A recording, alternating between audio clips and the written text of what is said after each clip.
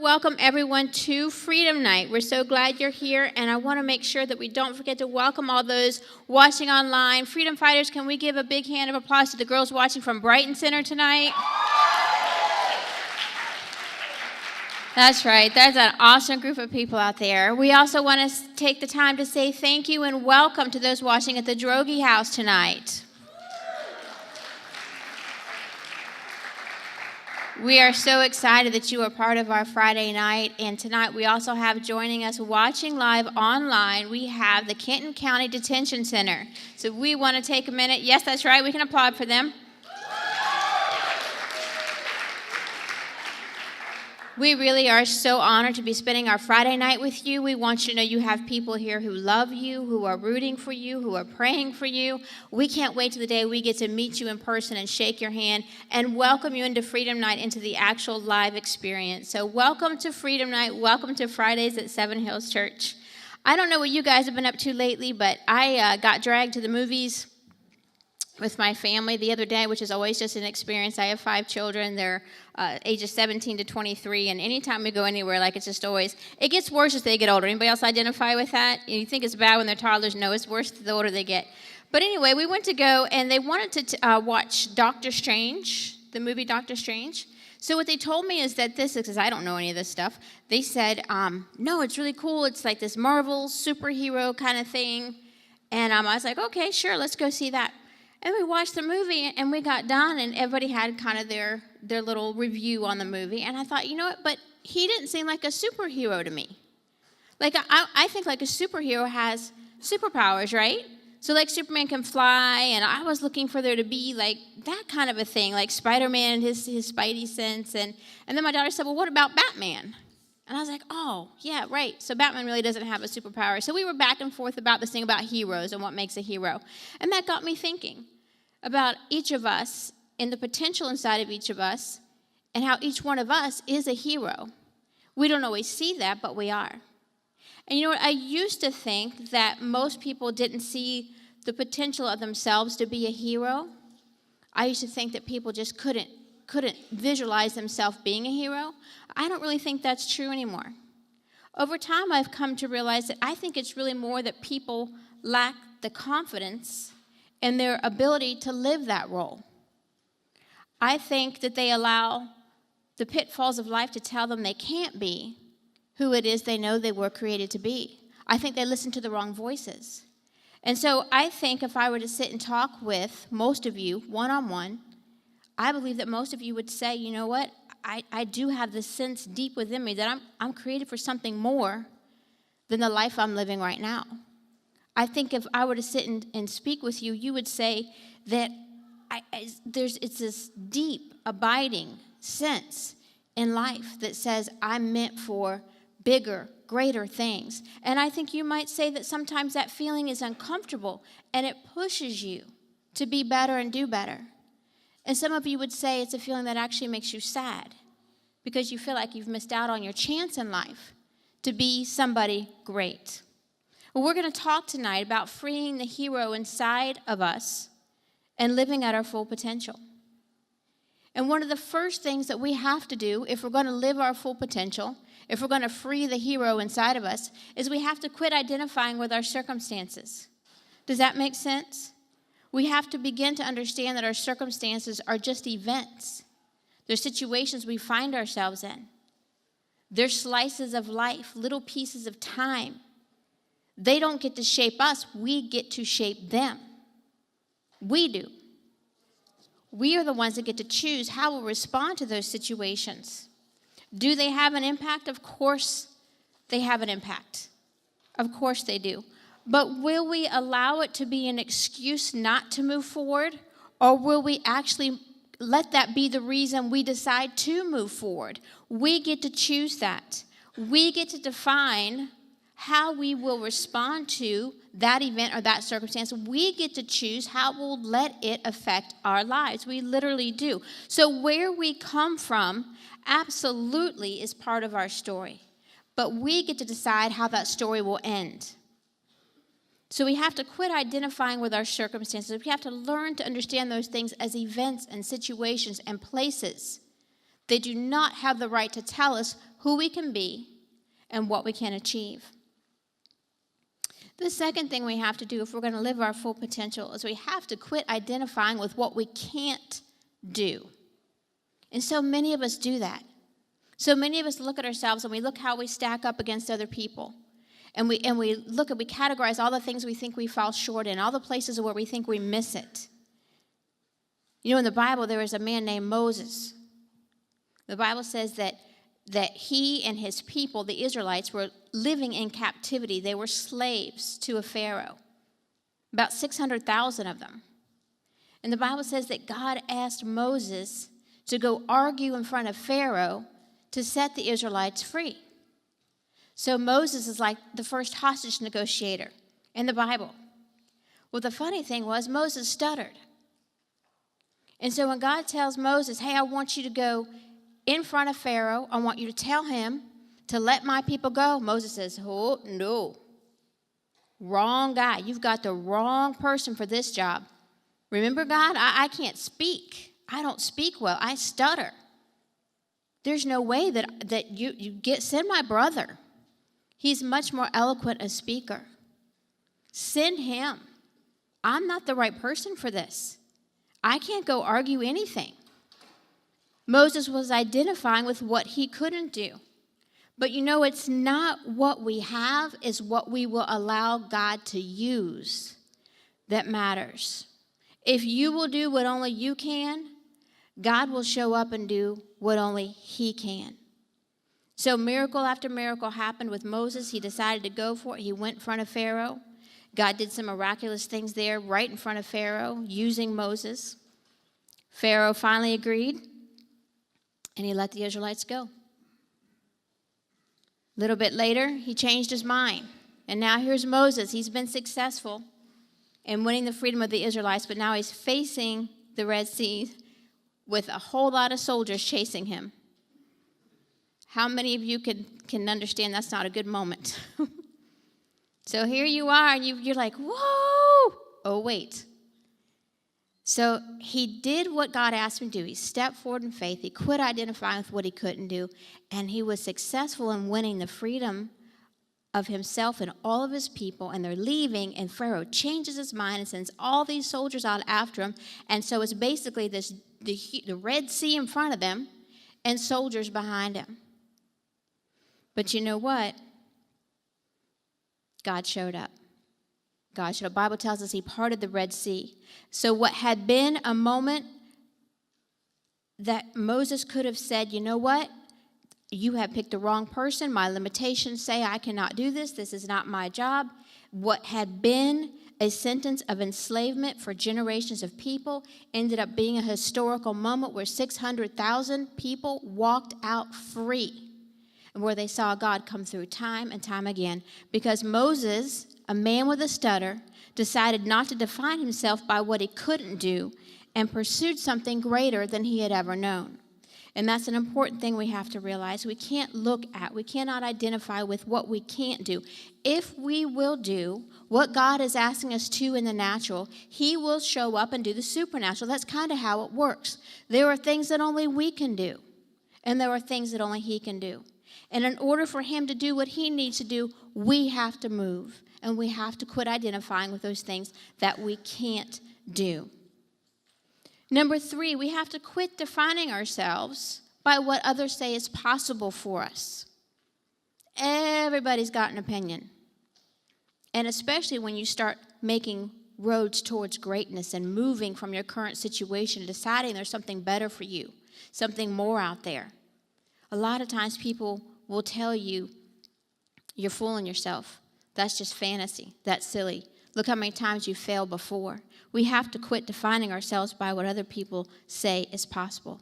I want to tell you a story about a little boy who grew up in a neighborhood infested with street gangs, drug abuse. Grew up inside a little dilapidated 3-bedroom house. He had a serious learning disability. Couldn't read, had trouble even processing signs of punctuation. And kids would make fun of him. Every day he'd go to school and it would just be a terrifying thing for him. He'd be taunted and bullied. And he ended up being in the special education classes. And he would hide so his friends wouldn't see him go into them. He was teased mercilessly. His grandmother passed away at 8 years old, and that also had an impact on his life. 32 grandkids.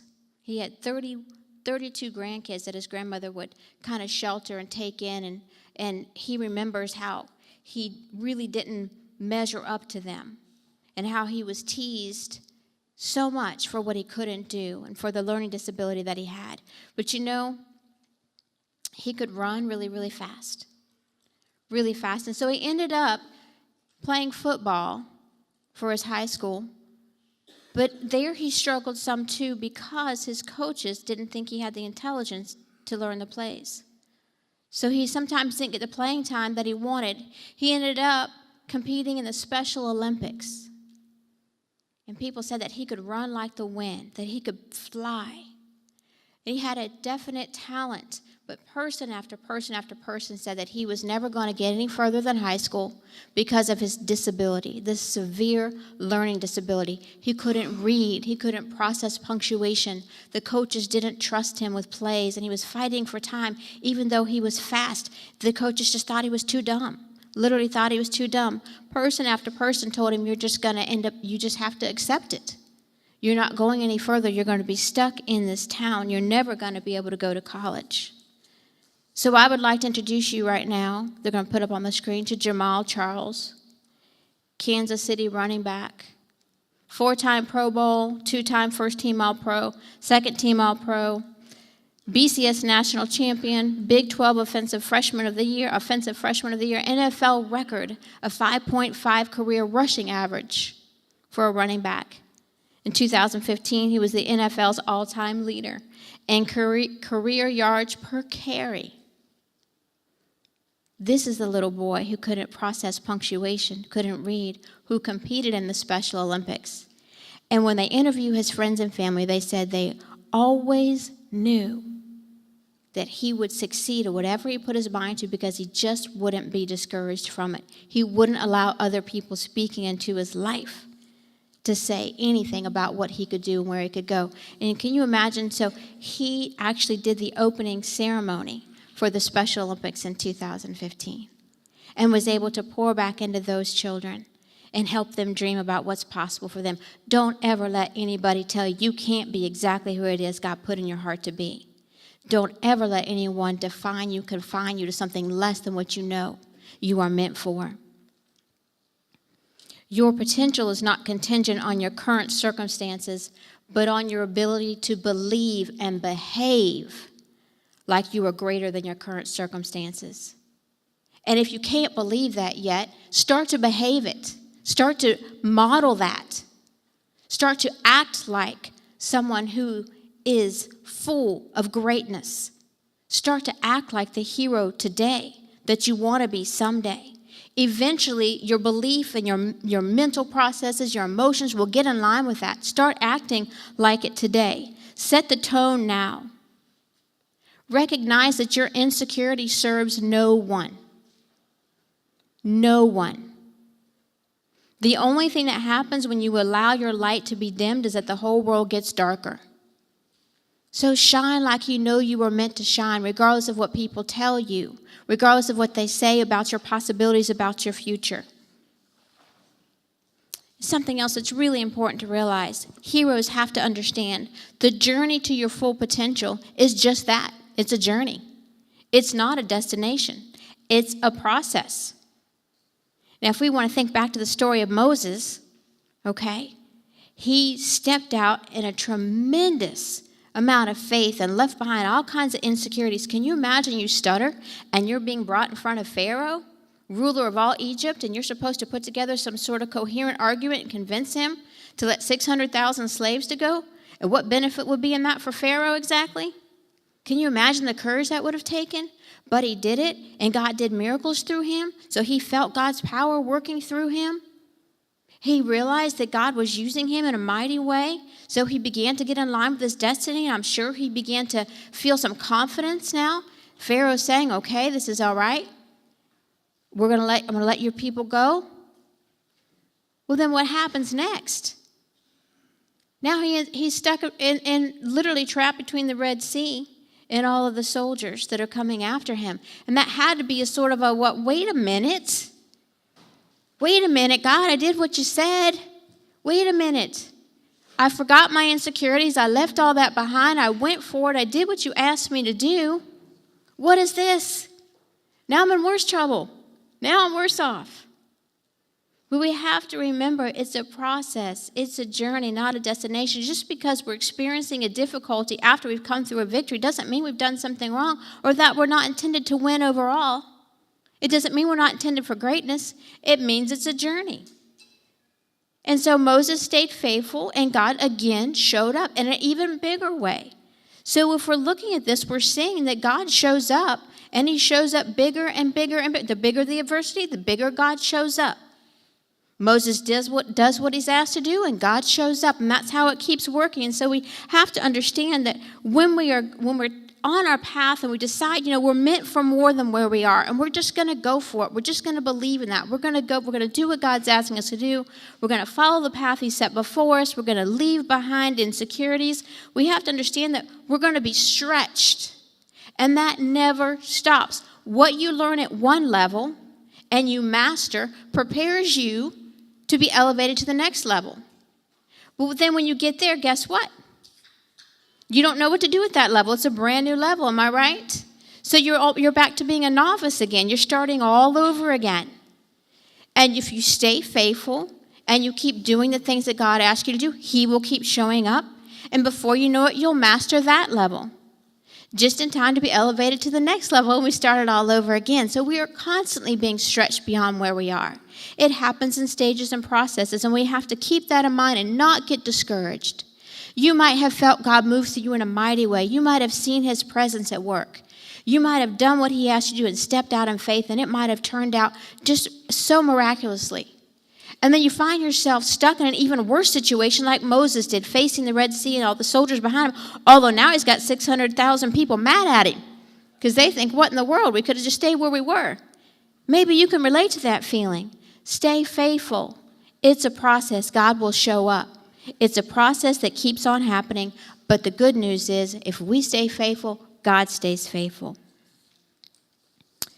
Something else that we have to take into account is how important it is that we recognize opportunities in our lives and take advantage of every one and not let fear stop us. See, there's a lot of things wrapped around fear. A lot of times we spend so much time trying to eliminate fear that we miss the point that sometimes fear is just a natural part of going somewhere new. And sometimes we're going to have to step on out and do that thing even though we're afraid. So sometimes we have to quit directing the energy at eliminating fear and redirect it towards just doing what needs to be done. And I can remember a time a few years back where I was facing some very difficult situations. My world was inside out and upside down, just crazy stuff happening. You ever have that moment where you feel like the earth just opened up underneath you and everything just changed? Nothing's the same. The earth moved and you can't get it back. And I remember praying and telling God, if he would open up certain doors for me, if he would move on my behalf. And the only reason I didn't want to step through a door was because I was afraid that I was going to step through anyway. I pledged I would not allow fear to stop me. I might not be able to kick fear out of the car, but I would not let it take the wheel. And that's just how I went in life. And God's been so faithful. I've had moment after moment where I would look and I would feel his nudge and feel his push, and this is the next step for you, Virginia, and it would look like that there was nothing but just a black hole in front of me. God, if I do this, there's no safety net, there's no nothing. I don't even see any solid ground, but I remember that promise I made him, that if he'd open the doors, I'd walk through. And it was kind of like that moment, Indiana Jones, where he's being chased and he's on the edge of a cliff, and there's a huge cliff over there, and in between, nothing but just a dark black hole. And he realizes he has no choice but to just step out, and so he puts his foot out and he steps out. And the ground comes up to meet him. It was an optical illusion. The path was there all the time. And I feel like in my own life, I've seen that happen so many times, that when I do what God asked to do and step out in faith, he makes sure the ground rises to meet me. Sometimes that's all it is, just enough for that one step. And then there's another. We have to take advantage of every opportunity to pursue something greater. We have to give those things a chance. We have to not get wrapped up in what other people think and what their opinions are. We have to understand that great people do great things. They do great things. That means there's action involved. We can't expect to sit where we are. We have to move. We have to grow.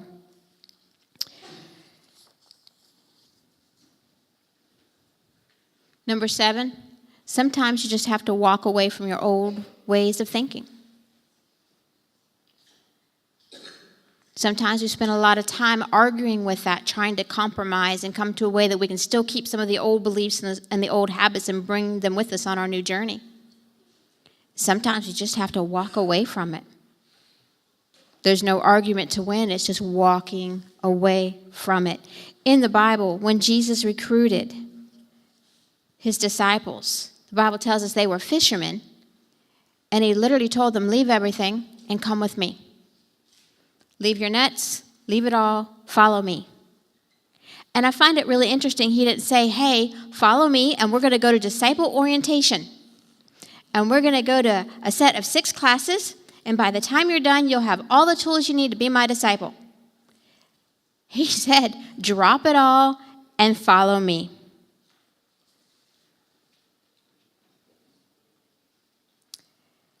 We make it really complicated. And we try to excuse how we can keep this habit. And we try to rationalize how we can hang on to this relationship. But in reality, often when God calls us to a new place, a place of greatness, a place where we learn to be the hero he created us to be, it requires us to just leave that stuff behind. Walk away from the old way. Engage in work and behaviors and relationships today that your future self will thank you for. Look at each day as an opportunity to create a future that your future self can look back and say, thank you for stepping away from that relationship. Thank you for making the hard choice to leave that habit behind. Thank you for deciding to believe in yourself when you had people saying it wasn't going to be possible for you. If you want to know how valuable you think you are, take a look at the people that you're hanging out with. Take a look at what you're doing with your time. People who know they are valuable spend their time giving back to the world around them. They spend their time building healthy relationships. Remember, you may not yet believe that you have it within you to be a hero. You may not believe you have it within you, but if you start to behave like it now, eventually all that will fall in line.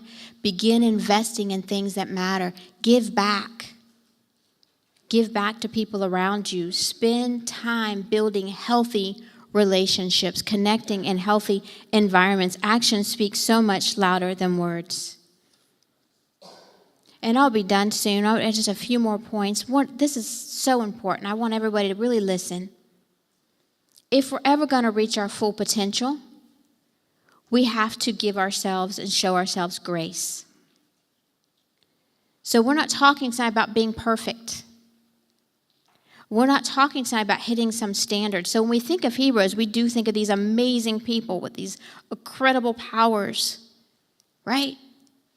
And even in real life, people that we see them on the news and they ran into the flaming building and they pulled the person out and there's just this amazing, all this stuff wrapped around and it's just, oh my goodness, So sometimes we can get caught up in thinking if we're going to be a person of greatness or do something great or be a hero, that it requires that we be perfect, and nothing could be further from the truth. What it requires is that we learn to have grace for ourselves and forgive ourselves for our shortcomings. It's absolutely essential that we do that. We can only get better when we are able to immerse ourselves in a safe place where we can take an honest look at the things in our life that aren't working. We have to immerse ourselves in what I call a grace space. It's where we find what we need to be whole.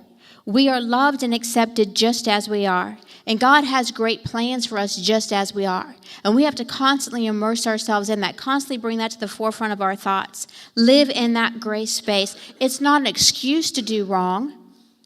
It's not an excuse for bad choices or poor choices, but it's a place where we can honestly acknowledge, hey, I missed it. I messed up. I'm loved. Me being accepted and loved and valued by God is not contingent on me being perfect. His love is not going to be withdrawn from us. His support's not withdrawn when we mess up by any means. And when we're in that place and we can acknowledge that we're loved anyway, we can be honest about the choices we're making that really aren't in line with our best self. Grace gives us the space we need to get better, to heal, to reach our full potential, because we're able to face our mistakes head on. So heroes don't run from their mistakes. They face them. They look at them head on. Shaming doesn't work. We shame ourselves. That does nothing. Shaming doesn't distinguish between having made a mistake and being a mistake. Shame is completely toxic, so that doesn't work. Acting like we didn't do anything wrong, that it's all great, it's all good, that doesn't help either. We don't heal when we employ those kind of strategies. We don't.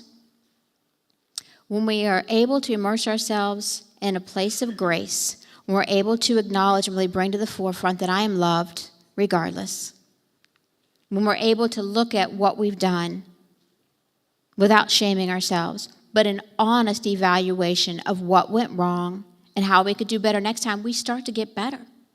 We start to heal. You know, I had a fight last night with my oldest daughter. And it was the silliest thing, and I thought, you know, I walked in the door, it was late, tired. Supposed to be walking into a kitchen where the dishes are done, the floor is swept and mopped, and, you know, things have been taken care of. No. Looked like somebody had a party while I was gone. So I start yelling for her to come down, this, that, whatever. And, you know, within 5 minutes, I'm yelling, she's yelling, I'm saying harsh things. It's going from bad to worse really quick. And at the end of the night, I had to find that grace space. I had to sit back and say, I am loved exactly as I am. I am loved regardless of the fact that I didn't act in alignment with my best self tonight. Father, forgive me. I said things I shouldn't have said. That wasn't a life-giving moment. The world wasn't ending because the dishes weren't done and the kitchen was a mess. What mattered much, much more is that I learned to connect with my daughter in a positive way. In that place of grace, I could sit back and say, you know, I can look at the factors, what went into it, not excuse it. So we had a talk this morning about how we can both approach things better next time. And I assured her that I loved her. I asked for her forgiveness. I needed to make amends for that. When we find a place of grace, we're able to know we are loved. We're able to know we are accepted just as we are. We're able to accept our humanness and our imperfections and our frailties. We can face our mistakes head on, make amends where amends need to be made, and actually make progress towards doing better next time. And you know, we have to let God forgive us. I think some of us struggle with that a lot. He offers forgiveness, but we have to accept it. He won't force it on us. We have to choose to let him forgive us. You know, God isn't mad at us when we miss the mark. He's not. He doesn't hate us. He's not sitting up there with lightning bolts ready to make us little crispy critters because we messed up and acted out in wrong ways and made bad choices. That's not who he is. You know, that's not at all. His heart is broken when we miss the mark, because what he understands is he knows if we are still engaged in those types of activities, if we're still putting ourselves in those kinds of situations, then he understands that we still don't get how valuable we are. And that breaks his heart. He understands that those are the choices we're still making, and we do not yet realize the full potential on the inside of us. And he mourns for us. He wants us to live that full potential. So when we come to our Heavenly Father and ask for forgiveness, we have to remember that he's not harsh and judgmental. He wasn't waiting for you to mess up. There's no consequence. The earth's not going to open up and swallow us. He loves us just as we are. He wants to be with us every step of the way. And he holds us when we make mistakes. And he encourages us to do better. And he offers grace free. We have to accept it. And the last thing I'm going to talk about, in living our full potential and awakening the hero within us and really going after that sense of who we are in a real way, bigger and better than where we are, living for something bigger than ourselves, living a life of greatness, is we must constantly bring ourselves back to a mirror, back to a reflection of who we really are. It's so easy in this measurement world to have our self-image based on how we're performing or how other people around us are saying we're doing. We have to constantly bring ourselves back to a mirror, a reflection of who God says we are. He says our value is given to us because he made us. He says we can succeed because he created us to succeed. There's a lot of messages that come at us from all over the place, and some people are actually very well-intentioned. They don't mean to be discouraging. They don't mean to be disparaging, but they are. We have to constantly bring ourselves back to a mirror and a reflection of ourselves as God says we are. He says he knew every minute of our life before one of them came to be. He says his plans for us are for our success. He says that we can do anything through his strength. He promises he will never leave nor forsake us. He says we can't be separated from his love. The deepest place in the earth, the highest place in the earth, he said there's nothing that can separate us from his love. Nothing we can do can cause him to abandon us. He doesn't promise us a life free of sorrow, but he promises to be with us in the sorrow and in the heartache. And if we don't constantly bring ourselves back to that, then we'll miss our full potential. We'll get caught up in trying to create circumstances and situations where we prove our value and prove our worth. And that never works out. Your worth was given to you the moment he created you and gave you life and gave you breath. He has plans for you, and they are for you. No one else can do them. No one else can live them. And if you're going to reach your full potential, he's going to ask you to do things that seem far outside your comfort zone. And if you'll remember to do what it is he's asking you to do what you can do in the natural, he will show up in a supernatural way. That's how he planned it. And in order for us to be able to do that, we have to constantly remind ourselves of who he says we are in a world that seems bent on convincing us that we need to be anything and everything but who we are. I want to take a moment and pray with you guys now. Father, I thank you that you created us for success, that you love us, you're with us always. And God, I just pray that the people here in this room tonight, God, they would receive this message, that it would just plant a seed and would grow.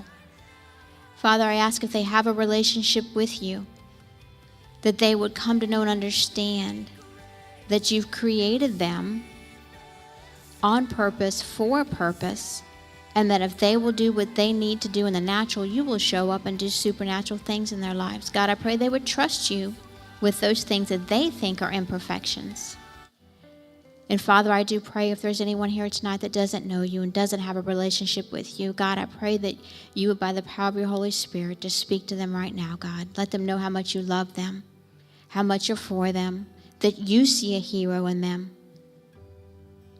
And I just ask that you would be with everyone as they travel home tonight. God, bring us back safe next week to join together again, to spend time sharing each other's stories, sharing each other's burdens, celebrating with each other. In Jesus' name I pray, amen.